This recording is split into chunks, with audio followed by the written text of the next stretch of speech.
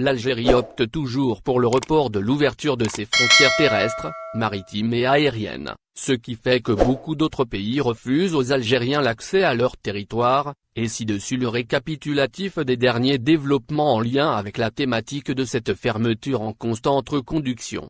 Mercredi dernier, rappelons-le dans ce récapitulatif, le consulat français à Alger a donc annoncé 2 conditions obligatoires pour les passagers que les compagnies aériennes embarquent depuis l'Algérie, repoussant encore l'ouverture, vers la France, et pour leur permettre de franchir les frontières de celle-ci, 2 pièces à présenter sont indispensables.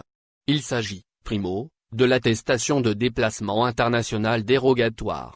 En second lieu, on exige une déclaration sur l'honneur d'absence de symptômes d'infection au coronavirus.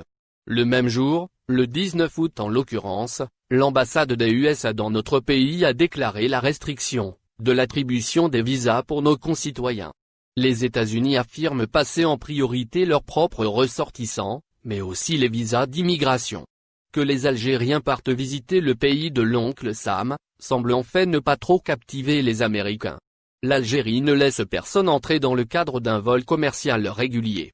Le principe de réciprocité donne en effet le droit le plus légitime aux autres nations d'exclure notre pays des listes de voyageurs pouvant se rendre sur leur terre. Tout cela s'est répercuté lourdement sur les Algériens qui ne peuvent aller nulle part. La diaspora vit mal la fermeture des frontières, et leurs représentants à l'APN appellent à l'ouverture néanmoins. Ceux mariés à des Français ont eu le droit d'accéder à l'Hexagone. Plus récemment, le consulat de France a alors révélé la reprise de la délivrance des visas D pour les étudiants algériens.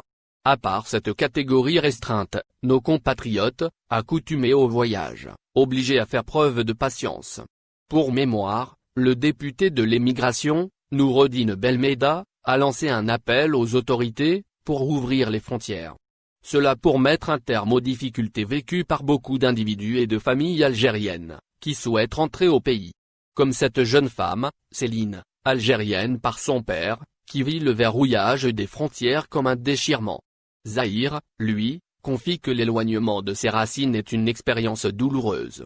Par ailleurs, le message du parlementaire a eu des échos auprès de la communauté nationale installée à l'étranger.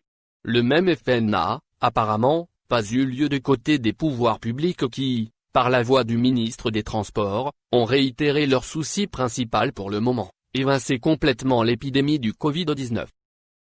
Au final, n'oubliez pas de vous abonner à la chaîne et appuyer sur la cloche pour recevoir toutes les nouvelles.